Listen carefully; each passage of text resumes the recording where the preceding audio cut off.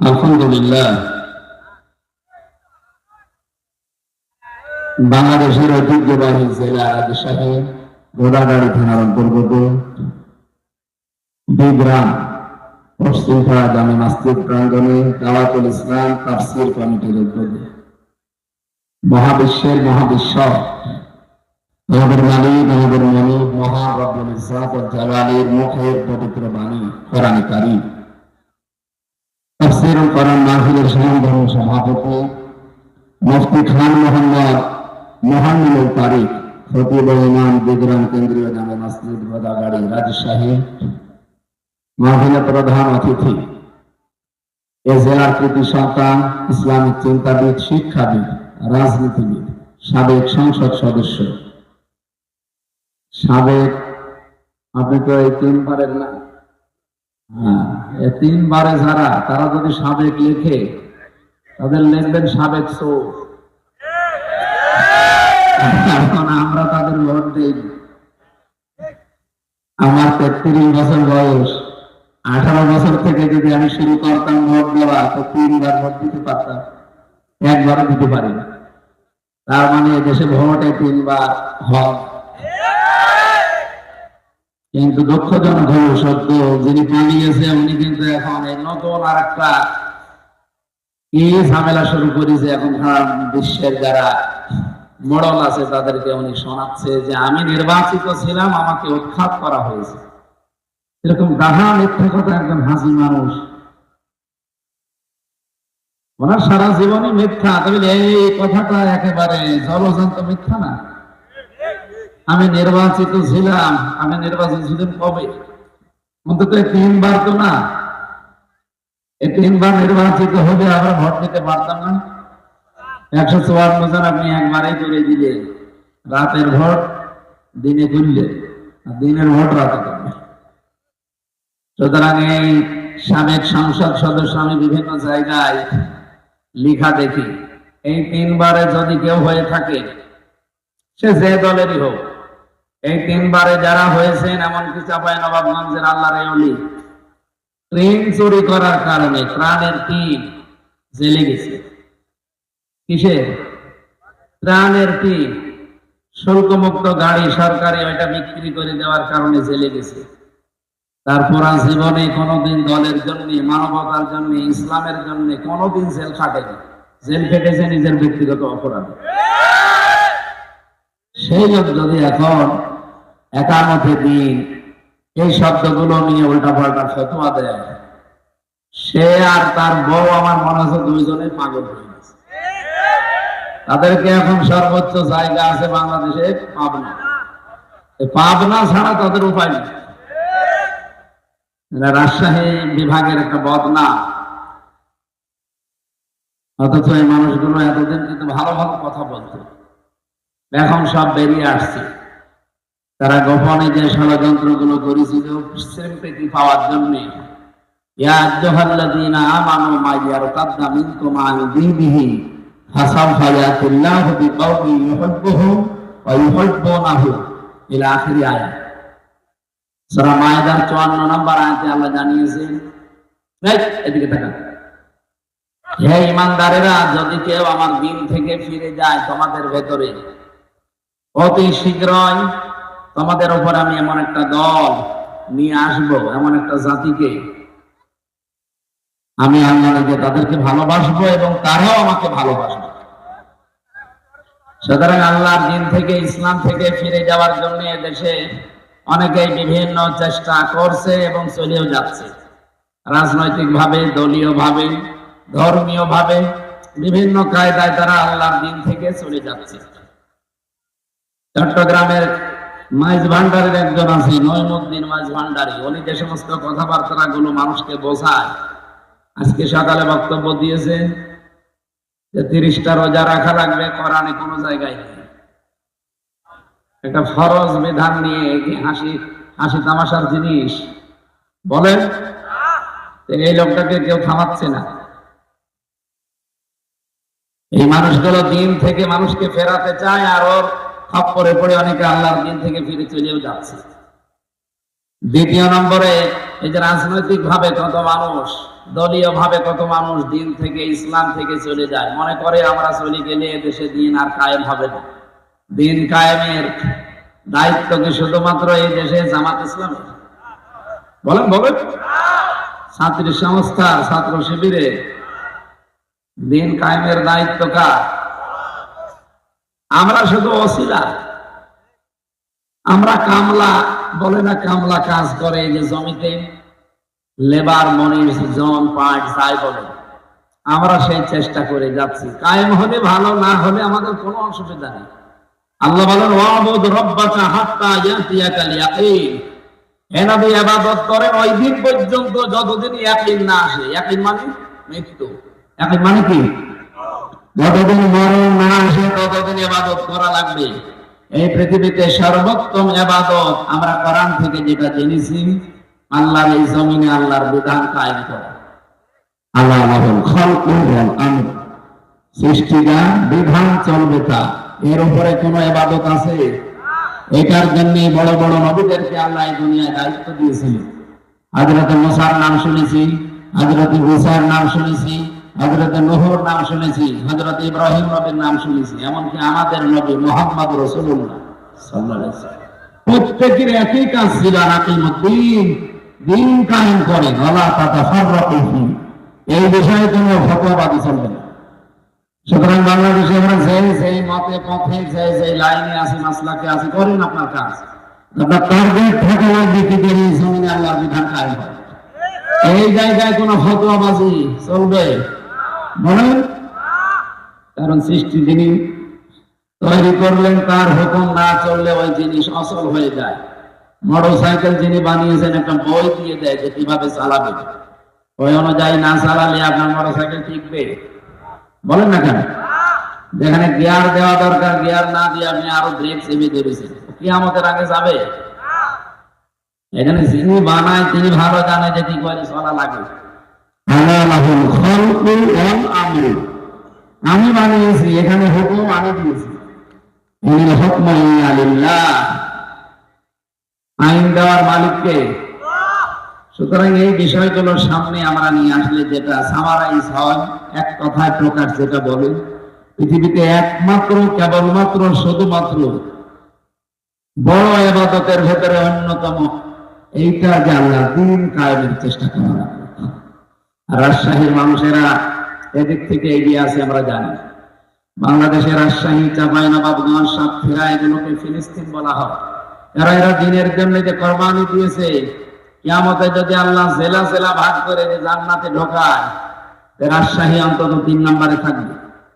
1 নম্বরে সাতক্ষীরা, 2 নম্বরে চাঁপাইনবাবগঞ্জ, 3 নম্বরে রাজশাহী। বহু অত্যাচার, জুলুম, নির্যাতনের শিকার আপনারা হয়েছেন।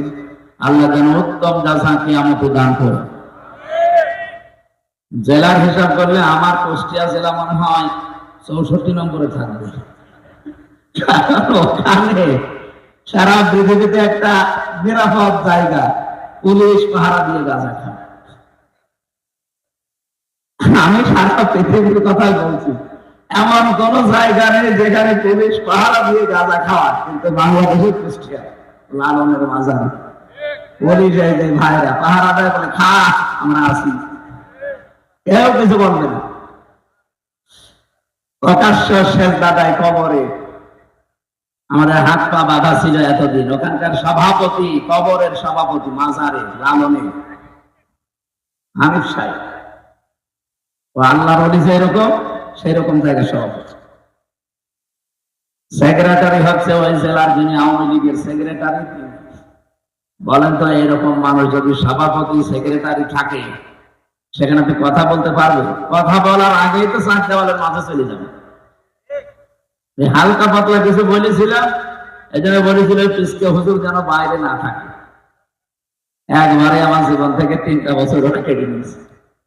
এরকম কথা তো কেউ বলতেও চায় না, কেউ বলে চান যে আরে মাঝে পড়ে থাকবে।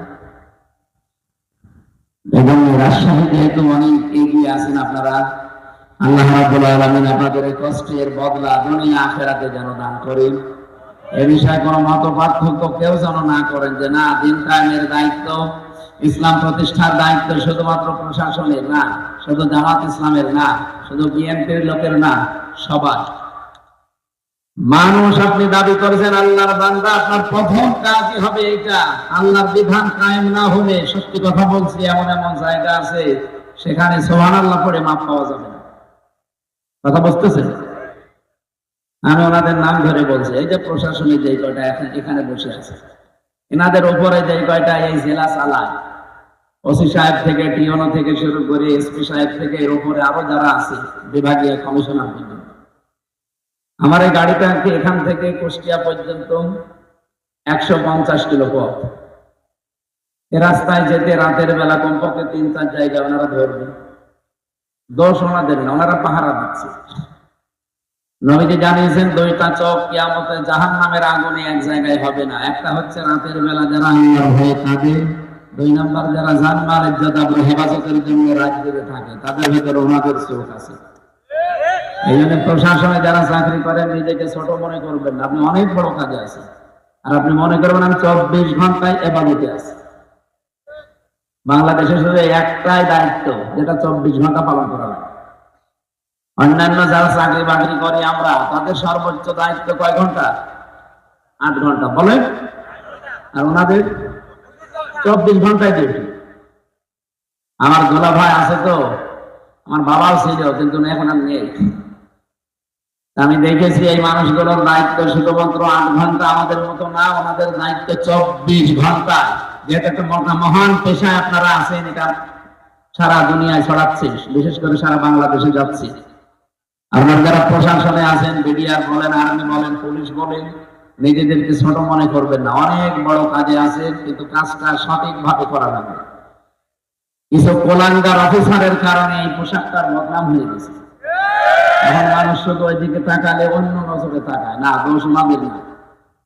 ওনারা আমার গাড়িটা আটকালে রাতের বেলা হয়তো 200, 500, 1000 টাকা আমি দেয় যে ভাই চা খাবে, এই টাকাতে উপরে যারা আল্লাহর ওলি বসে আছে তারা ভাগ পায়।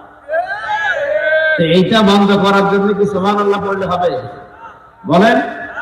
এই জেলাটা কন্ট্রোল করে এসপি সাহেব, এই বিভাগটা কন্ট্রোল করে কমিশনার। এই মানুষগুলো যখন সত্যি ওমরের মতো হবে, এই মানুষগুলো তখন ওমরের ভিত্ত হবে। আমরা তো ওরকম প্রশাসন তৈরি করতে চাই। এই কথা বলেন না কেন? কারণ এই যে পুলিশ, এই পোশাক, এই পুলিশ বানিয়েছে হযরত ওমর। প্রশাসনের বিশেষ করে পুলিশের এই বিভাগটা বানিয়েছে হযরত ওমর রাদিয়াল্লাহু তাআলা আনহু।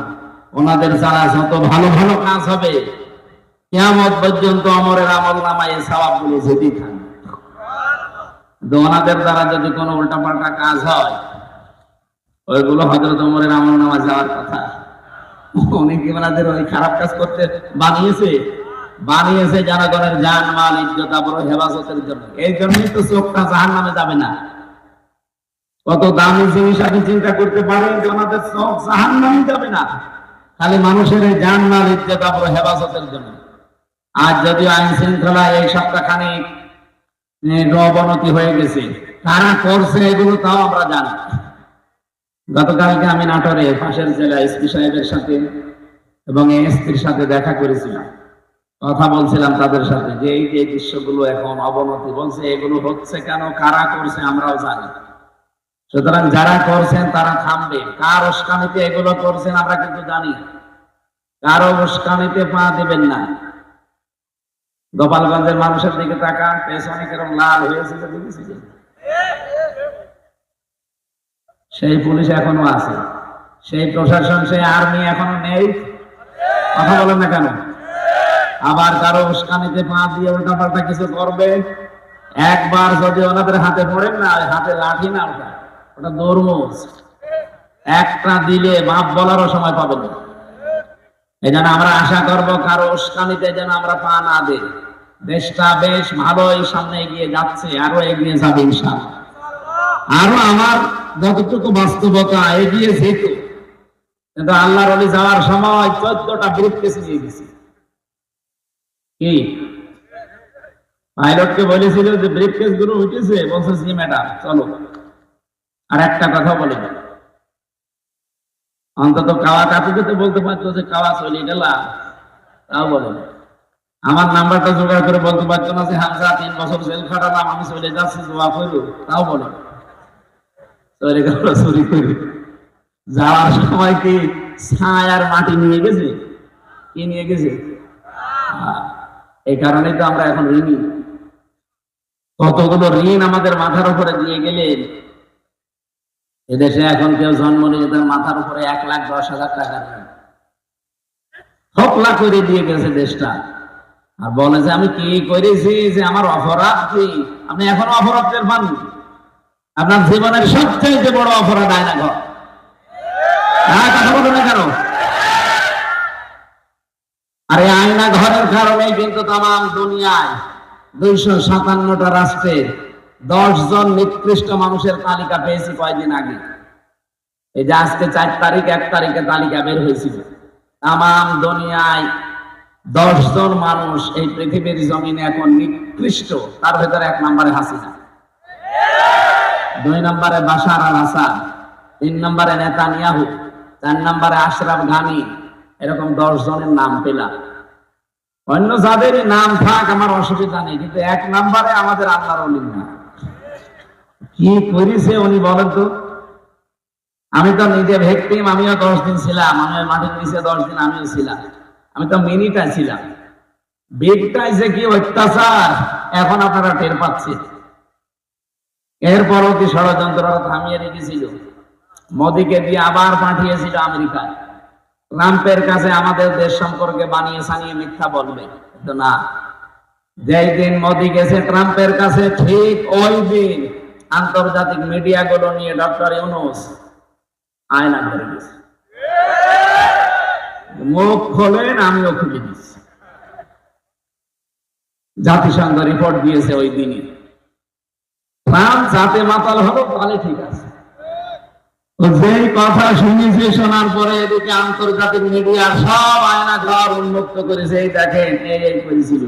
চেয়ার দেখেছেন না আপনারা? ওটা এভাবে কাঁপে, আমিও দেখেছি। ওইটা আমি দেখিনি, আমারটা ছিল ঘোড়া চেয়ার। আমার আগে একজন লোককে নিয়ে গেল ছাত্র দলের, চট্টগ্রামের একজন ভাইকে। ওরে নিয়ে যেয়ে দেখি চিল্লাচ্ছে, এভাবে হাত বেঁধে দেয় চেয়ারের সাথে ক্লিপ দিয়ে, এই গলাটা আটকিয়ে দেয় একটা ফিতা দিয়ে, মাথাটা কালো কাপড় পরিয়ে দেয়। ওনার হাত পা মাথা সব নড়াতে পারবেন না। একবার শুধু সুইচ টিপ দেবেন, 1 টিপে 120 বার ধরবে। চিন্তা করতে পারে মাথার ভেতরে কত সূক্ষ্ম সূক্ষ্ম জিনিস আছে জানেন? ফ্রন্টাল লব পেয়েছি আমি, প্যারাইটাল লব পেয়েছি, অক্সিপিটাল লব পেয়েছি, টেম্পোরাল লব পেয়েছি, মোটর কর্টেক্স পেয়েছি, সেন্সরি কর্টেক্স পেয়েছি, লব পেয়েছি। এখানে 70,000 জিনিস দিয়ে ঘেরা আছে। আর এত সূক্ষ্ম এই মগজগুলোর সাথে সেট করা। আপনি 1 মিনিটে যদি 120 বার ঘরে, সেকেন্ডে কয়বার? আপনারা কি ঘুমাচ্ছে? আপনি নিজেকে ওই জায়গায় একটু দাঁড় করান তো। 1 মিনিট পরে মনে হবে আমি 8-10টা দুনিয়া দেখতে পাচ্ছি।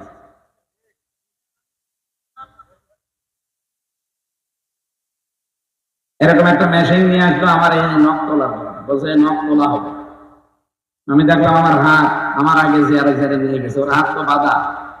মেশিনটা এমন মাপে তৈরি করা, পায়ের সাথে আর হাতের সাথে শুধু একবার টিপ দেবে, একবারে নখগুলো সব খুলে চলে যাবে। আরে নখ খুলে গেলেও তো হয় না, ওর উপর আবার লবণ ছিটিয়ে দেয়। ওই পুলিশকে জিজ্ঞাসা করেন, ওরা যদি দায়িত্ব এরকম থাকে ও বলতে পারে।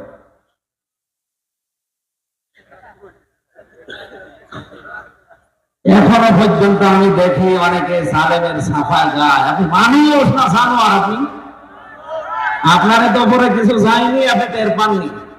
আপনার বাবারে যদি ব্যারিস্টার আরমানের মতো 8 বছর আয়না ঘরে রেখে দিত, আপনি টের পেতেন যে কারে কি বলে। দুনিয়ার ভেতরে নিকৃষ্ট মানুষের 1 নাম্বার তালিকায় ওনার নাম, এটা হাজি মানুষ। আমাদের দেশের বদনাম হয়ে গেছে সারা বিশ্বের কাছে। আমরা ওই বদনাম ঘোষাতে চাই সামনে, এমন একটা দেশ উপহার দিতে চাই কোরআনের মাধ্যমে, এটা যেন সত্যি রোল মডেল হয়। এতদিন শুধু নাম শুনেছিলাম যে রোল মডেল, সব মিথ্যা কথা। বলতো আইনের শাসন প্রতিষ্ঠা হচ্ছে। কিসের আইনের শাসন? সব আইনের নামে সব বেআইনি কাজ কারবার করেছে এই দেশে, বিশেষ করে 15 বছর। এটিএম আজহারুল ইসলামের যে মামলা, যে সাক্ষী, সবগুলো পালিয়ে গেছে।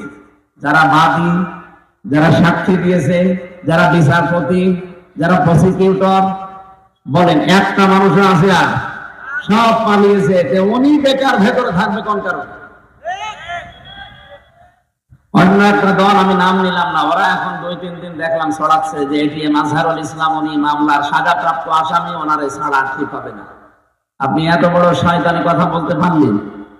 সাজাপ্রাপ্ত হয়ে গেলে যদি তারে ছাড়া না যায়, তাহলে তারেক জিয়া 9 বছরের সাজা হয়েছে। এক কথা বলে না, তারেক জিয়ার বলে 3 বছর সাজা হয়েছে। তারেক জিয়ার মা 6 বছর সাজা হয়েছে। তাদেরকে ছেড়ে দিলেন কি করে? লক্ষ্মণ বাবর 17 বছর পরে বের হলো কি করে? তারেক জিয়া সাহেবের বন্ধু গিয়াসউদ্দিন মামুন 17 বছর পরে বের হলো কি করে? সুতরাং পক্ষপাতিত্ব করবেন না। আপনার বিবেকের উপরে কি করে প্রশ্ন করি? এটা নিরপরাধ মানুষ, এগুলো সব হাসিনার মশালে পড়ার কারণে। আমিও হালকা পড়েছিলাম, 3 বছর শেষ। যারা বড় বড় ওরা বেশি পড়েছে, ওদের 13 বছর 14 বছর জীবন থেকে শেষ। এটিএম আজহারুল ইসলামের আর 13 বছর 14 বছর যেহেতু জীবনে আমরা আর ফেরত দিতে পারবো না, বাকি জীবনটুকু যেন মুক্ত আকাশে কাটাতে পারে। এ বিষয়ে যে বাধা দেবেন, বুঝবেন সে ভারতের ঠিক দালাল। নিরপরাধ মানুষের পক্ষে আপনি থাকার জন্য একটা কথা বলতে পারেন না। রমজান এসেছে, আপনি কি নেবেন শিক্ষা? আমরা সামনে ওই কথাগুলো আসবে, তাফসীরের এই আয়াত থেকে কথা বলবো ইনশাআল্লাহ। আমি যে কথা তুলেছিলাম, সাবেক সংসদ সদস্য ওনার নামে লেখা আছে উনি 3 বারের আগে, তার মানে এটা ঠিক আছে। কিন্তু 3 বারে যদি কেউ আমার সামনে পড়েন যে সাবেক সংসদ সদস্য, সাবেক মন্ত্রী, আমি কিন্তু জনসম্মুখে বলবো যে না, সাবেক ডাকাত, সাবেক চোর। আল্লাহ রাব্বুল আলামিন অধ্যাপক মোহাম্মদ মুজিবুর রহমান হাফিজাহুল্লাহ কোরআন কারীম যেন বুকে নিয়ে সংসদে যেতে পারে। আমি আশা করছি এবং আমি বিশ্বাসও করি ইনশাআল্লাহ যেতে পারবে। শুধু অধ্যাপক মুজিবুর রহমান না, 300 এমপির ভেতরে যদি আমরা 151 জন কোরআন বুকে নিয়ে পাঠাতে পারি, প্রথম দিন সংসদ অধিবেশনে যদি বলতে পারে যে মাননীয় সংসদ, মাননীয় স্পিকার, আমরা নামাজের বিল চাই, উনি যদি বলে হাত তোলেন, আপনার না, আপনার হাতে কি হবে? ওনাদের মতো 151 জন যদি হাত তুলতে পারে, ওই দিনই নামাজের বিল কায়েম হয়ে যাবে। ওই দিন থেকে বাংলাদেশের 18 কোটি মানুষ নামাজ পড়বে।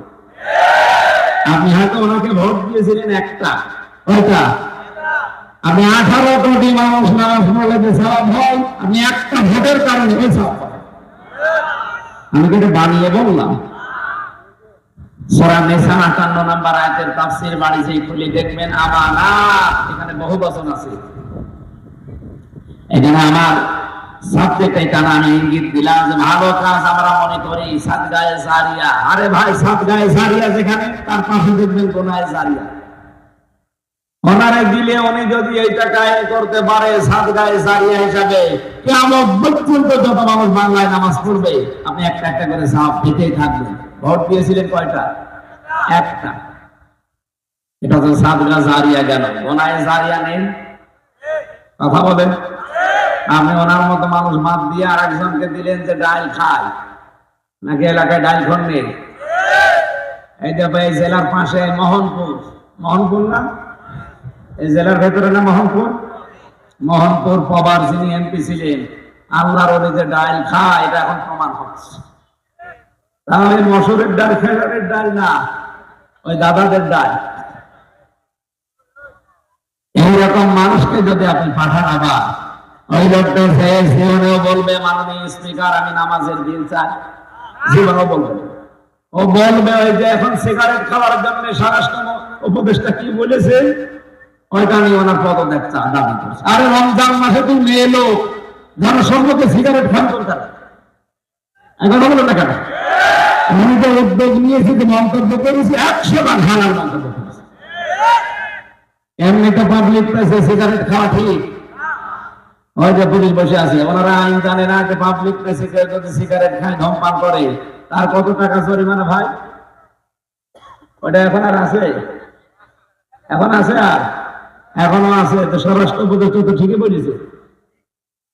অথচ কিছু বাম আর রাম, সেই মেয়েটা এর সামনে এসে কথাগুলো বলছে, এটা ছাত্রলীগের সদস্য ছিল, খরচ পাল্টিয়ে এখন এই কাজে নেমেছে। উল্টা পাল্টা কাজ করবেন না, আপনারা কিন্তু নিষিদ্ধ। আর কথা বলবেন না কেন? আপনারা কি নিষিদ্ধ? সুতরাং শুদ্ধ হয়ে তারপরে কাজে নামবেন। আর যা করেছেন অন্তত 100 বছরে এই দেশে মুখ দেখানোর মতো পরিস্থিতি আপনাদের আর নেই। ধূমপান করার কারণে স্বরাষ্ট্র উপদেষ্টা যা বলেছে, ওনাকে এই দেশের মানুষের ধন্যবাদ দেওয়া দরকার। তারপরে এটা রমজান মাস, কি মাস? ওনাদের মতো মানুষ গেলে ঠিক সংসদে অধ্যাপক মুজিবুর রহমানের মতো ভাই, মাননীয় স্পিকার, আমরা নামাজের দিন চাই, এই কথা বলবে না। বলবে আমরা বিড়ি খেতে চাই, আমরা ডাল খেতে চাই। তখন পাশ হয়ে যাবে 151 হাত তুললে বিড়ি খাওয়া, তখন একেবারে টয়লেটে বসে বিড়ি খাওয়া। অনেকে খায় না? আমরা এটার পরিবর্তনের জন্য কথা বললে তখন আপনার কাছে রাজনীতি মনে হয়, তখন ধর্ম ব্যবসা মনে হয়। আর আপনি যেটা করছেন ওটাতে পুরা দুর্নীতি। এই কথা বলেন না কেন? আপনি যেটা করান বাদ দিয়ে করেন ওটা কি? পুরো দুর্নীতি। যাদের কোনো কর্মজীবন নেই, উনি একটা অধ্যাপক, পাশাপাশি রাজনীতিবিদ। যাদের কোনো কর্মজীবন নেই, শুধু রাজনীতি তাদের পেশা, বুঝলেন ওর জীবনে দুর্নীতি ছাড়া কিচ্ছু নেই। বলেন বাংলাদেশে অনেক নেতা এমন নেই যাদের কোনো কর্মজীবন নেই, শুধু রাজনীতি। আমি কি বেশি বললাম? আরো বলে বলেন।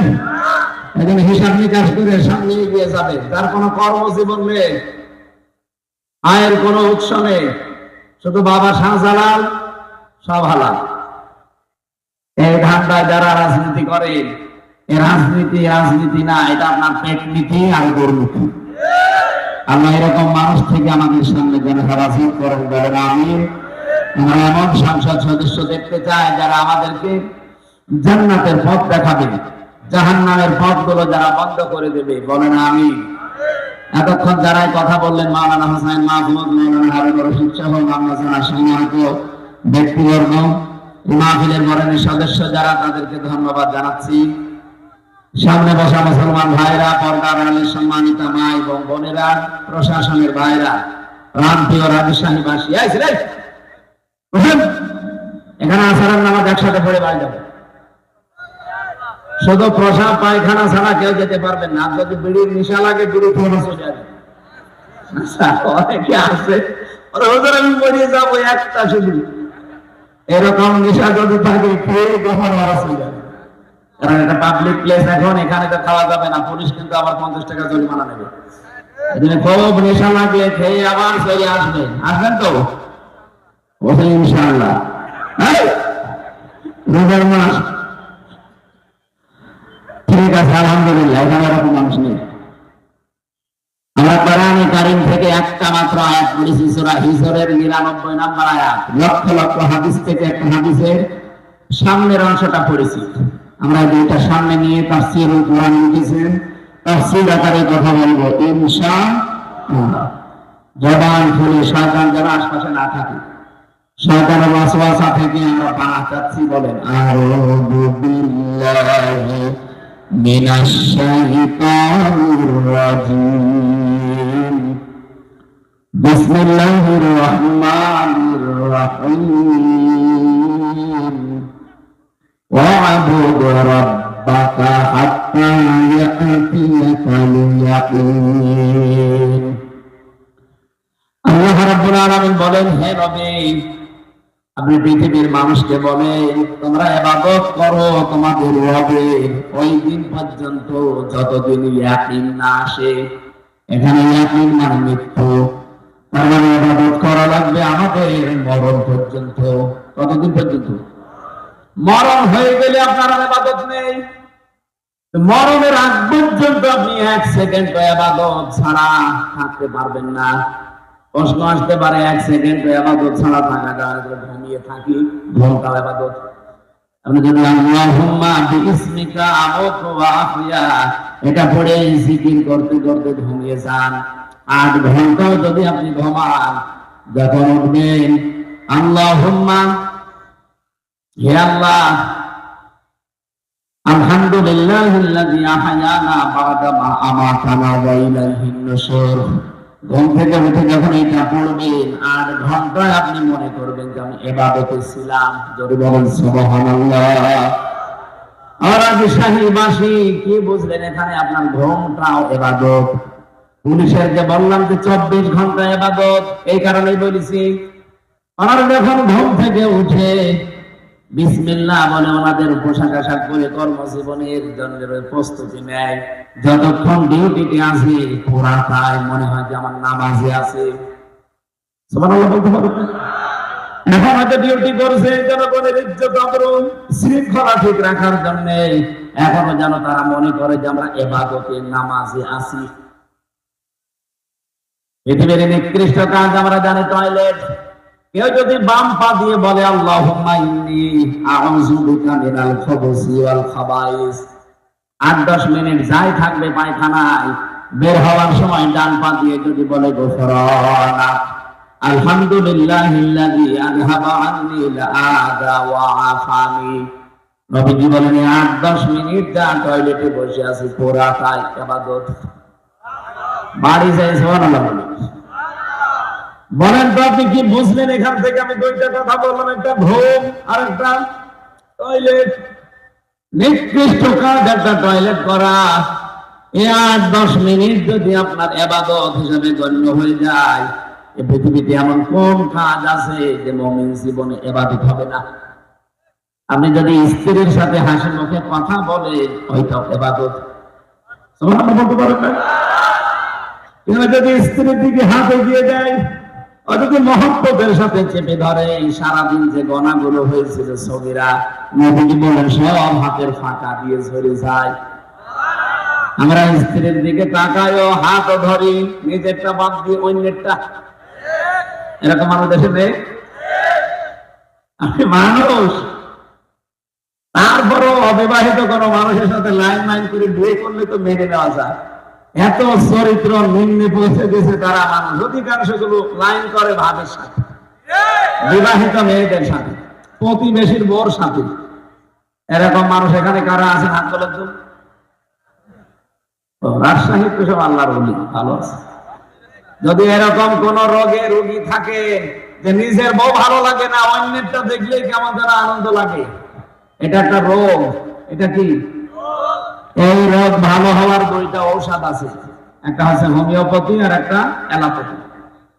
নাকি অবশ্য ঠিক? হোমিওপ্যাথি অ্যালোপ্যাথিতে হবে। সূরা নূরের 30 নম্বর আয়াতে আল্লাহ ঔষধ দিয়েছেন যাদের এই রোগ আছে। সেদিন আমার মোবাইলে একটা মেসেজ দিয়েছিল, বাড়ি কক্সবাজার।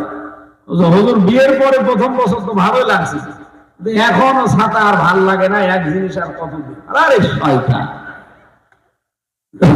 যদি বলে যে এক জিনিস আর কতদিন, তোর বউ কি বলবে? তোর বউ বলতে পারো না যে এক জিনিস আর কয়দিন? না, এটা আপনার একটা রোগ। নিজেরটা ভালো লাগে না, অন্যেরটা ভালো লাগে, এটা কি বলে তো? এই রোগ কি এই রাজশাহী আছে? আমি একেবারে পুলিশের দিকে না তাকিয়ে আল্লাহর দিকে তাকিয়ে হাত তোলেন তো ভাব।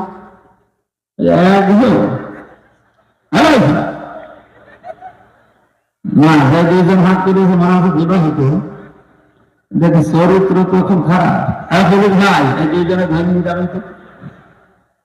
নিজের বউ ভালো লাগে না, লোকের বউ দেখি আনন্দ লাগে না। ওরা দুইজন সহ আমরা যারা আল্লাহর ওলি বসে আছি, আমাদের ভেতরে যদি এরকম শয়তান ওয়াসওয়াসা দেয়, যেহেতু শয়তান এখন বাধা আছে রমজানে, রমজান মাসে কি শয়তান বাধা আছে, অন্তত ওই চিন্তা আমাদের নেই। তারপরে যদি মুখে উকি মারে, প্রথম ঔষধ লিল মুমিনিনা ইয়াগুদ্দু মিন আবসারিহিম ওয়া ইয়াহফাযু ফুরুজাহুম যালিকা আযকা লাহুম। আল্লাহ পাক বলেন, নবী আপনি মুমিন পুরুষদেরকে বলেন তারা যদি পর নারী দেখে সঙ্গে সঙ্গে যেন চোখ নিচের দিকে করে। 2 নম্বরে তাদের লজ্জাস্থান যেন তারা হেফাজত করে, এইটাই পবিত্রতম পন্থা। সুতরাং পবিত্র হওয়ার জন্য কোরআনের এই ঔষধ ছাড়া পৃথিবীর কোন ঔষধ দিয়ে আপনার চরিত্র সংশোধন করতে পারবেন? বলেন বলেন না। হ্যাঁ ঠিক আছে, অনেকক্ষণ আছেন তো, আলহামদুলিল্লাহ। সুবহানাল্লাহ, আলহামদুলিল্লাহ। এখানে আসরের আজান হয় কয়টায়? হ্যাঁ, 5টায় নামাজ পড়ছে। আমরা কুষ্টিয়ায় এখন এত তাড়াতাড়ি এলাকা মানে আহলে হাদিসের না, হানাফি এত তাড়াতাড়ি নামাজ পড়ে 4:30টায়। 4:30টায় আজান হবে, 4:45-এ নামাজ হবে। এখানে আমি নিজে নামাজ, আমার তো পড়ানো হবে না, আমি 2 রেখা আমি নিজে নামাজ পড়বো। আর পুলিশ আজকে সব ওযু করে নামাজ পড়াবে। পুলিশরা এমনি নামাজ পড়ে, আমি জানি, চেহারা দেখে বোঝা যাচ্ছে নামাজি। আমি আসার সময় ওসি সাহেবের সাথে নাকি এই যে গাড়ি নিয়ে চলে গেল, দেখা হয়েছিল, কথা বললাম। বলছে আমাদের ভাইরা আছে, আপনারা যান, অসুবিধা নেই। সুশৃঙ্খল ভাবে অনুষ্ঠান শেষ করে মোনাজাত করে আমরা বাড়ি যাবো। এর আগে কয়েকজন চলে যাবেন, চলে যান। অন্যান্য সেমিনার আছে, গুরুত্বপূর্ণ আছে। আপনারা কি সেমিনার আছে? আপনার কি কাজ এত গুরুত্বপূর্ণ? আসর পর্যন্ত থাকা যাবে না। এই আয়াতের মূল শিক্ষাগুলো আমি 7টা বের করেছি। আমরা আজকে এখান থেকে বের করে বাড়ি নিয়ে যাব। থাকবেন তো ইনশাআল্লাহ? প্রথমে যেটা বলছিলাম, আপনি মেয়ে লোকের দিকে তাকাতেই পারবেন না। না, বিষয়টা এমন না, তাকাতে পারবেন, কিন্তু 14 জন মেয়ে লোকের দিকে। কয়জন? আপনার নিজের মা, নিজের বোন, নিজের ফুফু, নিজের খালা, নিজের মেয়ে, এরকম 14 জন মহিলা বাদ দিয়ে পৃথিবীর কোন মহিলা যদি সামনে পড়ে, সে যেরকমই হোক না কেন, প্রথম নজর পড়ার সঙ্গে সঙ্গে চোখ নিচের দিকে করা লাগবে। এই ঔষধকার আরো জোরে বলেন।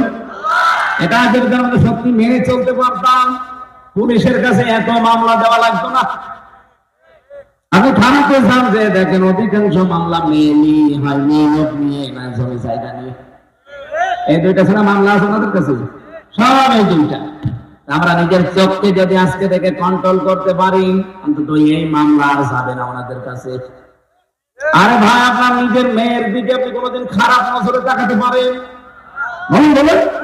নিজের মায়ের দিকে, নিজের ফুফুর দিকে বলেন না কেন? অন্য যেগুলো আছে, যদি চোখ পড়েও যায়, প্রথম নজর মাপ, পরের নজর পাপ। এখানে প্রথম নজর যদি পড়ে যায়, সঙ্গে সঙ্গে নিজের চোখ নিজের দিকে করবেন। এটা শুধু পুরুষের জন্য না, মেয়ে লোকের জন্যও। কথা বলো না কেন? মেয়ে লোক আল্লাহ জানিয়েছে 14 জন পুরুষ মানুষ বাদ দিয়ে পৃথিবীর যে কোনো পুরুষ যদি সামনে পড়ে যায়, চোখ নিচের দিকে করবেন। তার ভেতরে নিজের বাবা, নিজের ভাই, নিজের ছেলে, এরকম 14 জন সূরা নিসার ভেতরে আছে। 21 নম্বর আয়াতে পাবেন। আজকে থেকে যদি মাত্র 1 মাস আপনি আমলটা একটু জারি রাখতে পারেন, আমি গ্যারান্টি দিতে পারি, আল্লাহর কসম, আপনাকে আল্লাহ একটা অনির্বাচল সুখ দান করবে। শব্দটা কি বললাম? একটা অনির্বাচল, শুধু বাংলা শব্দ, খুব কড়া। একটা অনির্বাচল সুখ আপনি পাবেন। এটা পৃথিবীতে কিনতে পাওয়া যাবে না। এটা আল্লাহ যিনি বানিয়েছেন, তিনি আপনাকে দেবেন এই ঔষধ খাওয়ার কারণে। আজকে থেকে আমাদের চরিত্রকে সংশোধনের জন্য আল্লাহর এই ঔষধ, নারী পুরুষ আমরা সবাই। হ্যাঁ, কষ্ট হবে, শয়তান তো জাল পেতে বসে আছে, কষ্ট হবে। তারপরে যেহেতু রোজা রাখার দ্বারা আল্লাহ আমাদেরকে একটা জিনিস দিতে চান, সেটা হচ্ছে তাকওয়া। সেটা কি? আমি একটা ব্যক্তি 1 মিনিটে ব্যাখ্যা করছি, তারপরে আমার আলোচনায় যাচ্ছি।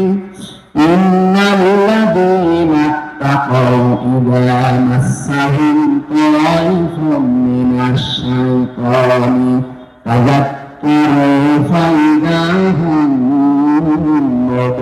মুবলিসুন।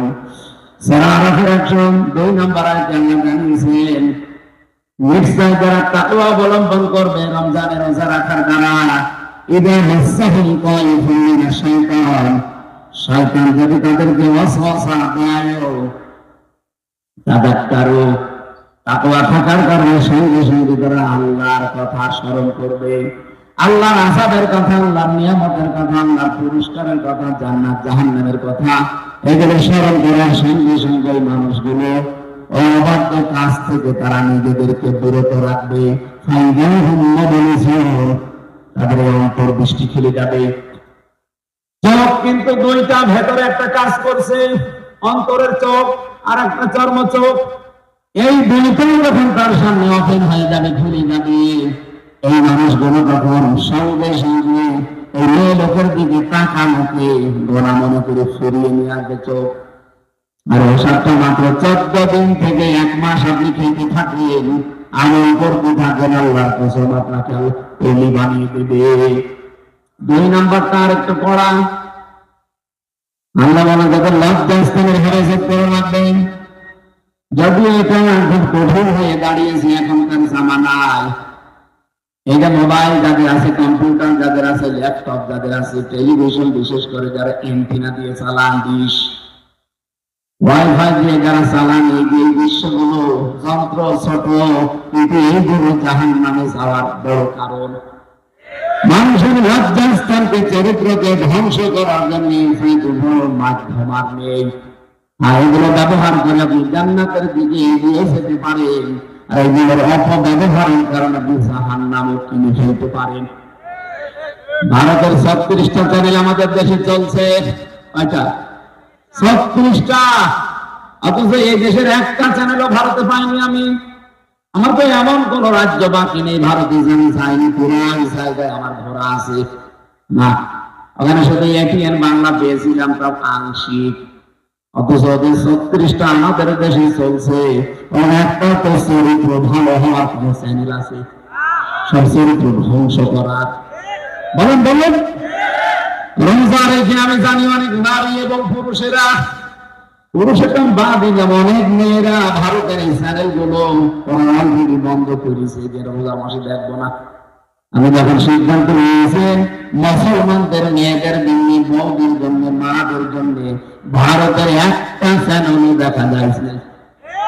কারণ কি করে সংসার ভাঙা লাগে, স্বামীর মনে দুঃখ দেওয়া লাগে, বউ শাশুড়ির ভেতরে দ্বন্দ্ব, এইটা ছাড়া কিচ্ছু না। এটাই বলে দেখা এরকম কোন চতুর ফিরে জিনিস মেয়েরা মুসলমানরা দেখতে পারে? আপনারা দেখেন?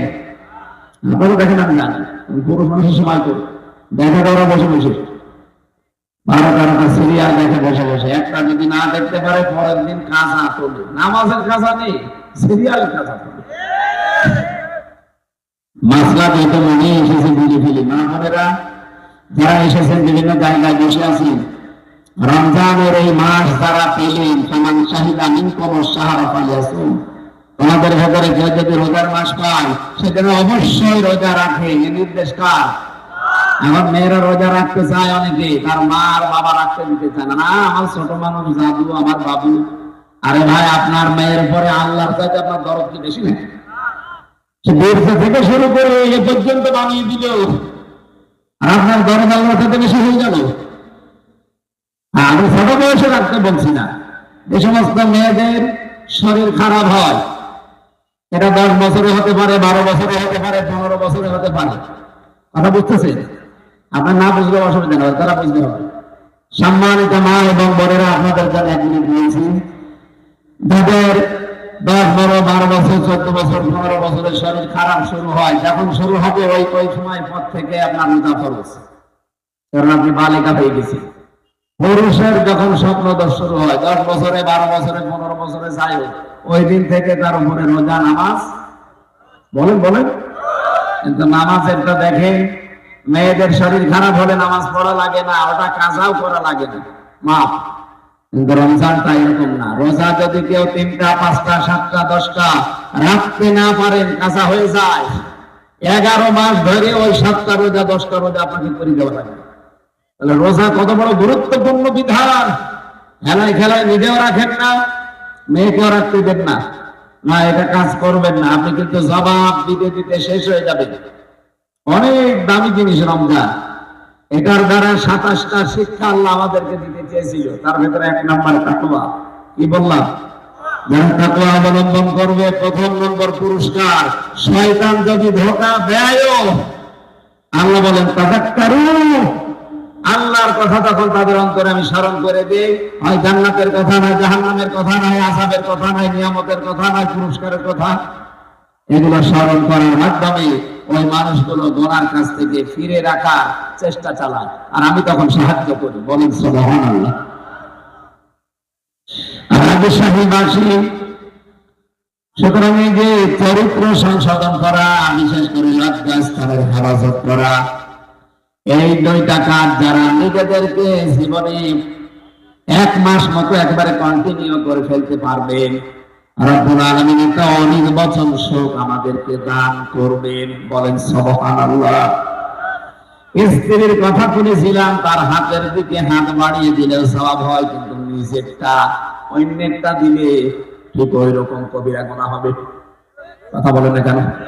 এখানে যারা অন্যের সাথে লাইন করে আছেন নিজের বউ বাদ দিয়ে, বিশেষ করে বিবাহিত মেয়েদের সাথে, ভাবি হোক, প্রতিবেশীর স্ত্রী হোক, বা পাশের বাড়ির মেয়ে লোক হোক, যাদের বিয়ে হয়ে গেছে, এরকম মানুষের সাথে যাদের লাইন, এই মুহূর্তে মোবাইল নাম্বার থাকলে ডিলিট করে দিন, হোয়াটসঅ্যাপ নাম্বার থাকলে ডিলিট করে দিন।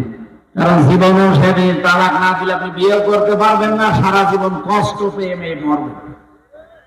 এরকম কষ্ট পাচ্ছেন কারা? এলাকায় নেই? এরকম কষ্টে থাকবেন আপনি একদম মরণ পর্যন্ত। মরণ পর্যন্ত আমাদের ইবাদত করার দায়িত্ব, আর আমরা মরণ পর্যন্ত কষ্ট পেয়ে যাচ্ছি। আল্লাহ আমাদের হেফাজত করেন, বলেন আমিন। আমার ইবাদত হবে কি 2 বছর 5 বছর, না মরণ পর্যন্ত? বলেন বলেন। আমি মরে গেলে আমার আর ইবাদত নেই, মরে গেলে আমার দায়িত্ব তখন সীমিত মানুষদের। বলেন তো, আমি এই যে নদীতে, এই যে এখানে এখানে পুকুর আছে, মরে গেলাম, পড়ি মরে যাওয়ার পরে আমার দাফন হবে, কাফন হবে, কবরে দেবে, এটা কি দায়িত্ব আমার? বলেন বলেন। জীবিত দিন। সুতরাং আমার কাজ হবে আমার মরণ পর্যন্ত, এবং এই কাজটা হবে পুরাটা ইবাদত। পুরাটা কি? এরকম ইবাদত এই কোরআনে কারিমে আছে 500। কয়টা? আরো জোরে বলেন। এই 500-র ভেতরে একটা ইবাদতের নাম হচ্ছে সিয়াম বা রোজা। এটা এত গুরুত্বপূর্ণ বিধান, পৃথিবীর অন্যান্য বিধানগুলো আল্লাহ নাযিল করেছে জমিনে, আর রোজার নামাজের বিধানটা আল্লাহ একেবারে রাসূলুল্লাহকে নিয়েছে আরশে 6 মাস দিয়েছে। কয় মাস? 50 ওয়াক্ত নামাজ দিয়ে 6 মাস রোজা দিয়ে তিনি যখন ফিরে আসছিলেন, মুসা নবীর সাথে দেখা হয়েছিল 6ষ্ঠ আসমানে।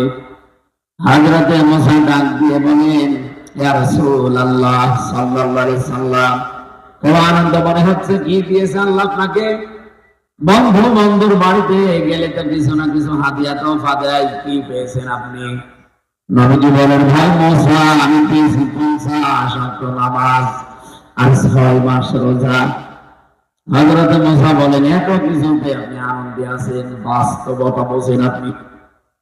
আপনি আমার চাইতে সম্মানে বড়, কিন্তু অভিজ্ঞতা আপনার চাইতে আমার বেশি। দুনিয়াতে আমি আপনার আগে গিয়েছি, আমি দেখেছি এই জায়গায় আমার উম্মতের উপরে মাত্র একটা রোজা ফরজ ছিল বছরে, আর মাসে প্রতিদিন মাত্র 1 ওয়াক্ত নামাজ ফরজ ছিল, তাই তারা পড়তো না। আর আপনি 6 মাস রোজা পেয়ে 50 ওয়াক্ত নামাজ পেয়ে আনন্দে আছেন। জান আল্লাহকে বলেন যেন কমিয়ে দেয়। তিনি যেইবার যান আল্লাহ কমাতে থাকে। শেষে আর 5 ওয়াক্ত ছিল, আর 1 মাস ছিল রোজা। মুসা নবী বলেন, না, আবার যান, আবার কমান। বিশ্ব নবী বলেন, ভাই যে মুসা আমার লজ্জা করছে, আল্লাহর কাছে আমি যেতে পারবো না। বারবার আল্লাহ আমাকে দিতে চায়, আর আপনি বলেন যে কমান। না, আমার লজ্জা করে, আমি যেতেই পারবো না, আমার উম্মত মারবে। সঙ্গে সঙ্গে জিবরাইল এসে বলে, হে রাসূল, আল্লাহ পাক সিদ্ধান্ত জানিয়েছেন। তিনি কিন্তু 50 ওয়াক্ত দিকে ফেলেছিলেন, 6 মাস রোজায় নিতেছিলেন। আপনার কনসিডারের কারণে আল্লাহ কমাতে কমাতে পর্যন্ত এসে দাঁড়িয়েছে। আপনার উম্মতদেরকে নিয়ে বলবেন, তারা যদি সত্যি 5 ওয়াক্ত নামাজ সঠিকভাবে পড়তে পারে, রমজানের 1 মাসের রোজা যদি সঠিকভাবে তারা রাখতে পারে, হক আদায় করে, আল্লাহ জানিয়েছেন 50 ওয়াক্ত নামাজ আর 6 মাস রোজা রাখার সওয়াব তাদের দিয়ে দেবে। সেই সুযোগ এখন আমাদের অলরেডি দিয়েছে। এখানে যাদের জীবনে রোজা এসেছে, খুব মারাত্মক পরিস্থিতি খারাপ হওয়া ছাড়া রোজা ছাড়বেন না ভাই। অনেকে বলে আমি ভ্যান চালাই, আমি গরিব মানুষ, মাঠে কাজ করি, আমারও রোজা রাখা লাগবে। লাগবে মানে আজকে আল্লাহ বান্দার বাইরে রোজা রাখলে মানুষের দুইটা গুরুত্বপূর্ণ অসুখ থেকে আমার আল্লাহ বাঁচিয়ে যায়। যে বিজ্ঞান 2017 সালে এটা পেয়েছে, অথচ এটা কোরআনে আল্লাহ দিয়েছেন 2000 বছর আগে। আমরা অনেকে শিক্ষিত মানুষ যারা আছে, অটোফেসি নাম শুনেছি? হ্যাঁ, অটোফেসি 2017 সালে জাপানের একজন বিজ্ঞানী, স্বাস্থ্য বিজ্ঞানী, চিকিৎসার উপরে নোবেল পর্যন্ত পেয়েছে সেই লোকটা। ইউশনারি ও স্বামী, এই সাতাদের নাম উচ্চারণ করা দাঁত মুখ বাঁকা হয়ে যায়। একটা চিন্তা করছে আমি তো নোবেল পেয়েছি সেই বিষয়টা নিয়ে, এটা দুনিয়ার মানুষকে অনেক জানিয়েছেন। আমাদের শরীরের ভেতরে 2 কোটি কোষ আছে। কোষ আমরা যখন একাধারে খাবার খেতেই থাকি, তখন ওই আশেপাশে গুলো কিছু কোষ বৃদ্ধি হতে থাকে। বৃদ্ধি হতে হতে এই আসল কোষ যেগুলো, এগুলো তখন দুর্বল হয়ে যায়। আর যেগুলো বৃদ্ধি, ওই পরগাছা আগাছা, ওগুলো তখন আরো শক্তিশালী হয়। দেখবেন ফসলের ভেতরে আগাছা পরগাছা ওর জোর বেশি না কম, ওগুলো বেশি হলে আসল ফসল ঠিক থাকে, দুর্বল হয়ে যায়। কথা বলে না, এই কোষগুলো আল্লাহ যেগুলো দিয়েছেন শরীর কন্ট্রোল করার জন্য, এগুলো তখন আর দাম নেই, কমে যায়। ওই পরগাছা অতিরিক্ত যেগুলো, ওগুলো এত শক্তিশালী হতে থাকে। চিন্তা করুন এটা কমানো যায় কি করে। 13 বছর গবেষণা করে দুনিয়ার মানুষকে দিয়েছে। একাধারে 29 থেকে 30 দিন, 24 ঘন্টার 12 থেকে 14 ঘন্টা দিনের বেলা না খেয়ে থাকতে পারে। একাধারে 1 মাস এভাবে যদি পালন করে, অতিরিক্ত কোষগুলো, এই কোষ আস্তে আস্তে খেয়ে সব সাবার করে ফেলে। এগুলো যদি সাবার না হয়, উনি দেখেছেন রক্তের ভেতরে 5 প্রকার ক্যান্সার হওয়ার সম্ভাবনা বেশি। আমাদের 3.5 হাত বডির ভেতরে 5.5 কেজি রক্ত আছে, এখানে প্রায় 5 প্রকার ক্যান্সার হয়। এই অটোফেজি আবিষ্কারের মাধ্যমে তিনি দেখিয়েছেন। ওই কোষগুলো যেগুলো পরগাছা আগাছা অতিরিক্ত গুলো বৃদ্ধি হতে থাকে, তখন আপনার আসল কোষ দুর্বল হয়ে যায়, ক্যান্সার দেখা দেয়। 2 নম্বরের টিউমার, হয়তো ভেসে উঠবে, নাই রক্তের ভেতরে থাকবে। অনেকের দেখবেন শরীরের ভেতরে টিউমার ভেসে উঠে, যে একটা ভেসে উঠেছে। এটা আমার জেলখানা থাকতে হয়েছিল 3 বছরে, ওখানে তো চিকিৎসা ছিল না, করতে পারি নাই। বের হলেও যে সময় দেবো সে সময়ও পাই না। মনে বলছে 30 দিন যদি একাধারে দিনের বেলায় কেউ না খেয়ে থাকতে পারে, অটোমেটিক ভাবে ওই ন্যাচারাল ভাবে যেগুলো তৈরি হয়, ওনার তো আল্লাহ বলে না, বলে যে গডের দেওয়া প্রাকৃতিক ভাবে, প্রকৃতিগত ভাবে যেগুলো তৈরি হওয়া 2 কোটি, ওগুলো তখন এই আশপাশে যা থাকে খেতে আরম্ভ করে। খেতে খেতে খেতে খেতে 30 দিনই পুরা সাবার করে ফেলে। আপনার রক্তে 5 প্রকার ক্যান্সার আর টিউমার হওয়া থেকে তখন আপনি বাঁচতে পারেন। বলেন তো, রোজা রাখার দ্বারা এই উপকার উনি চিন্তা করলেন? পৃথিবীতে কোন ধর্মীয় গ্রন্থে তথ্য পাওয়া যায় কিনা? 4,500 ধর্মীয় গ্রন্থ আছে দুনিয়ায়। কত? 4,500 উল্লেখযোগ্য যেগুলো যেগুলো তিনি মিলিয়েছিলেন, দেখি কোনটা মিলানো যায়। সর্বশেষ তিনি আমাদের কোরআন, মুসলমানদের ধর্মীয় গ্রন্থ সূরা বাকারার 184 নম্বর আয়াতের শেষের অংশের সাথে তিনি তথ্যটা মিল পেয়েছেন।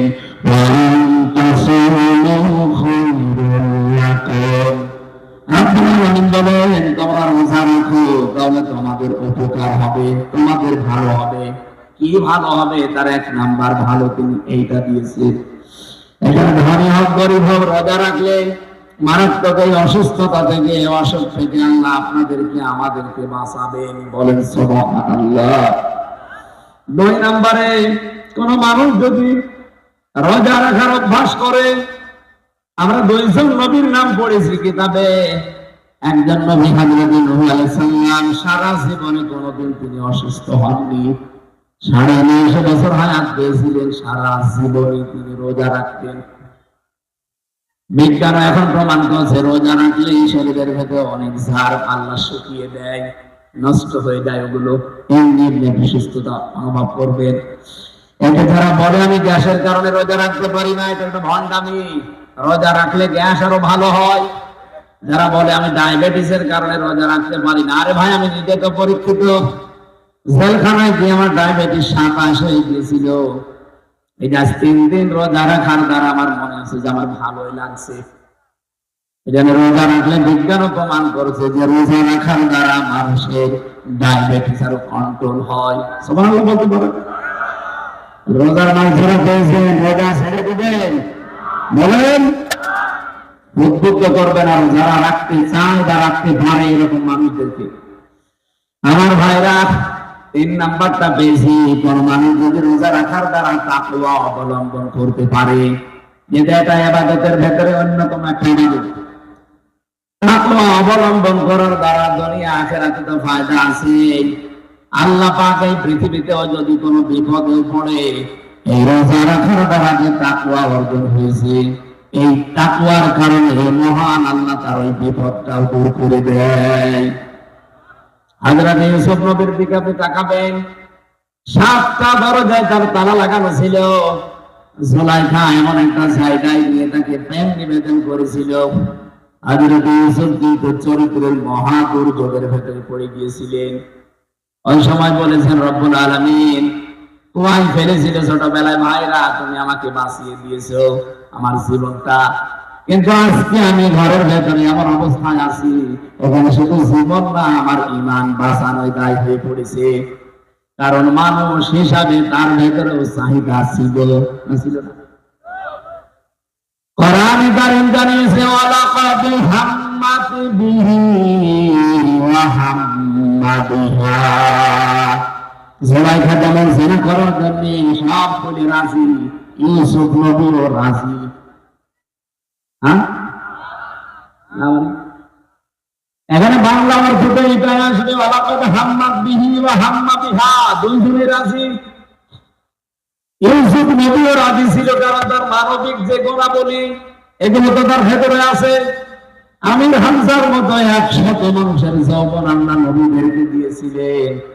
তারপরেও সামনে যিনি দাঁড়িয়ে আছেন যেমন তেমন কালো ধালা মেয়ে লোক না, এটা বিশ্ব সুন্দরীর ভেতরে একজন। আমরা তাফসীরে 4 জন মহিলার নাম পেয়েছি। এই পৃথিবীতে এত সুন্দর করে আল্লাহর কাউকে বানাননি, আর বানাবেন না। 1 নম্বরে আমাদের আদি মাতা হযরত হাওয়া আলাইহিস সালাম, 2 নম্বরে জুলাইখা। এত সুন্দর করে আল্লাহ তার কাটিং তৈরি করেছিলেন, দেখলে মানুষের ক্ষুধা পর্যন্ত মিটে যেত। কি সুন্দর হতে পারে বলেন তো আপনি? পৃথিবীতে এখন যারা বিশ্ব সুন্দরী হয়, এদেরকে দেখলে নাকি মানুষ হা করে থাকে। তাহলে জুলাইখা কত সুন্দরী হতে পারে, যেহেতু তার সন্তান আদি হয়নি, এজন্য তার যৌবন ঠিক ছিল। 2 জন পুরুষকে আল্লাহ সবচেয়ে সৌন্দর্যের অধিকারী বানিয়েছিলেন।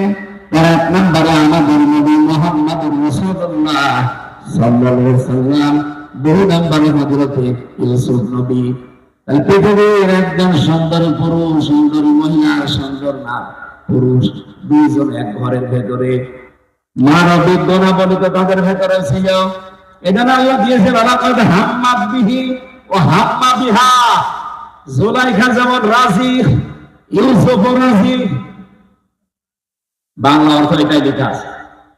তাফসীরে জালালাইন থেকে বলছি, লাউলা বুরহানা রাব্বি, আল্লাহ পাক বলেন তার রব যদি তাকে কিছু দলিল প্রমাণ না দেখাতেন, ইউসুফ নবীও কিন্তু বিপদে পড়ে গিয়েছিলেন। কি দলিল দেখালেন রব? 1 নম্বরে দলিল তাকে দেখিয়েছেন, সরাসরি জান্নাত থেকে একটা চিরকুট নিয়ে এসে হযরত ইব্রাহিম মেলে ধরেছে। ওখানে লেখা আছে, ইউসুফ আমি তোমার মালিক আল্লাহ রাব্বুল আলামিন বলছি, তুমি কিন্তু জিনা করতে পারো না। 2 নম্বরে তার বাবা ইয়াকুব আলাইহিস সালামের সূরাত আল্লাহ হাসিল করে দিয়েছিলেন। বাবা যেন সামনে দাঁড়িয়ে বলছে, ইউসুফ আমি তোমার বাবা বলছি তুমি কিন্তু জিনা করতে পারো না। সন্তান যত খারাপ হোক, বাবার সামনে কাজ করবে কে? এই দুইটা দলিল দিকে আল্লাহর দিকে ভরসা করে তিনি দৌড় দিলেন সামনে। তিনি জানতেন না যে সামনের দরজা খুলবে। শুধু ভরসার তাওয়াক্কুল ছিল কার উপরে? আর ধরে বলেন কাযালিকা লিনাসরিফা আনহু সুআ ওয়াল ফাহশা ইন্নাহু মিন ইবাদিনাল মুখলাসিন। আল্লাহ পাক বলেন এইভাবে আমি আল্লাহ তার থেকে অন্যায় এবং অন্য যে অবাধ্যতা এগুলো দূর করে নিয়েছিলাম। আমার মুখলেস বান্দাদেরকে আমি আল্লাহ এইভাবে করে ভালোবাসি। এখান থেকে আমি যে শিক্ষাটা পেয়েছি, হযরত ইউসুফ আল্লাহর ভয়ে চরিত্রের এই মহা দুর্যোগের সময় তিনি যে চেষ্টা করেছিলেন শুধু রব্বুল আলামিন সামনের দরজাগুলো সব তার কুদরত দিয়ে খুলে দিয়েছিলেন। ইউসুফ নবীর ধারণা ছিল না যে জায়গায় দরজা খুলতে পারে। আমরা যদি কিয়ামত পর্যন্ত যারা দুনিয়ায় আসবে, আল্লাহর ভয় রোজার দ্বারা যেটা তৈরি হয় তাকওয়া, রোজার দ্বারা তাকওয়া তৈরি হয়, এটার প্রমাণ আমরা নিজেই। এখন আমার কিন্তু সারাদিন এমনিতে জানি, আর সকাল থেকে আমি পরিবারের পেছনে সময় দিচ্ছিলাম বিভিন্ন জায়গায়। আমি একটু ক্লান্ত হয়ে গেছে, আজকে আমার গলাও শুকিয়ে গেছে। দুই দিকে পানি আমার দেখেন, আমি যদি একটা ডোব দিয়ে নিচে পানি খাই, আল্লাহ ছাড়া কেউ টের পাবে? এরপর আমি মরে গেলেও আজানের আগে কিছু খাবো না। কার ভয় বলেন তো? আরো জোরে বলেন। আমরা বলেন এই ভয়টাই যখন মানুষের তৈরি হবে, রোজার মতো জীবনের প্রতিটি দিক আর বিভাগে প্রত্যেকটি জায়গায় যখন এই ভয়টা তৈরি করতে পারবে, আমি আল্লাহ ওকে এমন জায়গা থেকে বিপদে পড়লে সাহায্য করব, ওর ধারণা ছিল না যে দরজা খুলে যেতে পারে। আমি 2009 সালে যখন বিশ্ববিদ্যালয়ে ভর্তি হয়েছিলাম ফার্স্ট ইয়ার, ওই সময় একবার তারাবি পড়িয়েছিলাম। যিনি আমার পেছনে আছে উনি মুফতি হাফেজ না, তো ভালো মুফতি। আমি যে আয়াতটা পড়লাম, এরপরের আয়াতটা পড়ছিলাম আস্তাবাকাল বাবা ওয়া কাদ্দাত কামিসুহু মিন দুবুরি ওয়া আলফায়া সাজদাহা লাদাল বাব। এই আয়াতটার এই এক বাব শব্দটা ছেড়ে গেছে।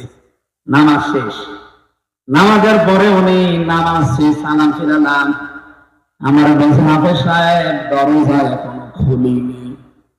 দরজা খুলিনি মানে তার মানে উনি অর্থের দিকে খেয়াল করে মিলাতে মিলাতে যাচ্ছিলেন। এই ইউসুফ নবী দরজার কাছে যাবে, তাফসীরে পড়েছি দরজার কাছে যে দাঁড়িয়েছিল, জুলাইখা যখন পেছন থেকে দৌড় দিয়েছে, তখন হযরত ইউসুফ সামনের দিকে আল্লাহর দিকে তাওয়াক্কুলটা, বিশ্বাসটা, ভরসাটা এত বেশি করেছিলেন, রব্বুল আলামিন সঙ্গে সঙ্গে নিজে কুদরতি ভাবে জিবরাইল দিয়ে দরজা খুলে দিয়েছেন। হযরত জিবরাইল বলে আমি আরশের পায়া ধরে সব সময় বসে থাকি। পৃথিবীতে আমি যতবার এসেছি স্বাভাবিক ভাবে এসেছি, শুধুমাত্র 2 বার আমি খুব তাড়াতাড়ি এসেছিলাম। একদিন হযরতে ইব্রাহিম নবী যেদিন ছুরি চালাচ্ছিলেন তার সন্তান ইসমাইলের গলায়, ওই দিন আমার আল্লাহ আরশ থেকে ডাক দিয়েছে, জিবরাইল একটা দম্বা নিয়ে আমার ইব্রাহিমের ছুরির নিচে ধরো আর ইসমাইলকে পেছনে দাঁড় করিয়ে দাও। ওই দিন তাড়াহুড়া করে জান্নাতের দম্বা নিয়ে আমি যে শুয়ে দিয়েছিলাম, এত তাড়াতাড়ি আমি দুনিয়ায় কোনোদিন যাইনি। দ্বিতীয় নম্বরে হযরতে ইউসুফ নবী যেদিন দরজার কাছে যেয়ে দাঁড়িয়েছিল, আনমনা হয়ে না, দরজা তো খোলে না, ঠিক ওই সময় তার তাওয়াক্কুলটা দেখে এত সুযোগ পাওয়ার পরও সুযোগ কাজে না লাগিয়ে আল্লাহর ভয়ে নিজের চরিত্রকে সংশোধন করেছে। আল্লাহ এত বেশি খুশি হয়েছিল, আমার ডাক দিয়েছে জিবরাইল জলদি করে যাও, আমার ইউসুফ নবী দাঁড়িয়ে আছে দরজার সামনে, তুমি যে তাড়াতাড়ি দরজা খুলে দাও। ওদিকে মাত্র 3-4 হাত পেছনে জুলাইখা। এতটুকু আসতে যতটুকু সময় লেগেছে, খুব বেশি 3-4 সেকেন্ড লাগার কথা, এই 3-4 সেকেন্ডের ভেতরে আরশ থেকে হযরত জিবরাইল এত দ্রুত এসেছিলেন, এসে দরজা 7টায় পর পর খুলে দিয়েছিলেন। আল্লাহ বলেন শুধু এভাবে আমি ইসমাইল, ইব্রাহিম আর ইউসুফকে না, ফাস্তাজাবনা লাহু ওয়া নাজ্জাইনাহু মিনাল গাম্মি ওয়াকাযালিকা নুনজিল মুমিনিন। এইভাবে যদি আমার বান্দারা সত্যি আমাকে ভয় করার নীতি অবলম্বন করে, আমি তাদের ডাকে সাড়া দিয়েছি, যেমন ইউনূসের ডাকে সাড়া দিয়েছি। ওয়াকাযালিকা নুনজিল মুমিনিন, এভাবে আমার মুমিন বান্দাদের ডাকে আমি আল্লাহ সাহায্য পাঠাবো। অবশ্যই মুসলমানেরা বলেন তো, সে আল্লাহর শক্তি এখন ওই রকমই আছে না একটু কমে গেছে? সুতরাং আল্লাহর ভয়টা আমরা এই মাসে এমন ভাবে তৈরি করতে চাই, 11 মাসে যদি বিপদেও পড়ে যায়, সামনে যেহেতু বড় বড় বিপদ কিন্তু অপেক্ষা করছে, বিশেষ করে আমাদের প্রতিবেশীদের বিপদ। এই পৃথিবীর নিকৃষ্ট প্রতিবেশী আমাদের, এত মিথ্যা কথা বলা প্রতিবেশী দুনিয়ার কারণে। বিশ্বের যতগুলো দেশ আছে তাদের আশপাশে যারা প্রতিবেশী তারা সাহায্য পাঠায়, আর আমরা এমন প্রতিবেশী দিয়েছি শুধু আমাদের 12টা বাজায়। এই 54 বছর আমাদের বিরুদ্ধে সবচেয়ে বেশি মিথ্যা তথ্য ছড়িয়েছে আমাদের প্রতিবেশী ইন্ডিয়া। এখনো বসে নেই, তারা চেষ্টা চালিয়ে যাবে। এখানে আমাদের সামনে তাকওয়ার এই নীতি ছাড়া কোনো উপায় নেই। তাকওয়া ছাড়া, আল্লাহর সাহায্য ছাড়া সামনে বাঁচার কোনো পথ নেই। আল্লাহর শুকরিয়া যদি আমরা এখানে এখন এই রোজার মাসে আদায় করতে চাই, অনেকে মনে করেন টুটি পর্যন্ত খেয়ে একটা ঢেকর তুলে আলহামদুলিল্লাহ হয়ে গেল না, এটা একটা বাক্য। কোন মানুষ যদি শুকরিয়া আদায় করতে চায়, আল্লাহ পাক কোরআন থেকে বলছে, ওয়া ইযা তাআযানা রাব্বুকুম লা ইন শাকারতুম লা আযীদান্নাকুম ওয়া লা ইন কাফারতুম ইন্না আযাবি লাশাদীদ। সূরা ইব্রাহিমের 9 নম্বর আয়াতে আছে, রব্বুল আলামিন বলেন, শুকরিয়া যদি আমার কোন নিয়ামতের আদায় করো, আমি আল্লাহটা বাড়িয়ে দেব, কুফরি করলে ছিনিয়ে দেব, কঠিন আযাবে ফেলে দেব। শুকরিয়া আদায়ের মাধ্যম হচ্ছে 3টা। 1 নম্বরে মুখে স্বীকার করা লাগবে যে হাটায় নিয়ামত, রমজান যে আমাদের জন্য নিয়ামত, আমরা স্বীকার করি। আমরা ভাই বেরোজগার যারা তাদের বাদ দিলাম, রমজানকে তৃতীয় বড় নিয়ামত। আমি নিজেরটা বললাম, আমার ডায়াবেটিস এখন কন্ট্রোলে, গ্যাস এখন স্বাভাবিক, আমার শরীর এখন সুস্থ। 1 মাস রোজা রাখার দ্বারা পুরা এই যে ক্যান্সার হয়, টিউমার হয়, এই কোষগুলো আল্লাহ পুরাটা আমাকে কমপ্লিট করে দেবে, সুস্থ বানিয়ে দেবে। এই তো দুনিয়ার, আখিরাতের তো আরো আলাদা আছে। পৃথিবীতে মানুষ বিপদে পড়লে যার মাধ্যমে আল্লাহ সাহায্য পাঠাবে তার নাম তাকওয়া।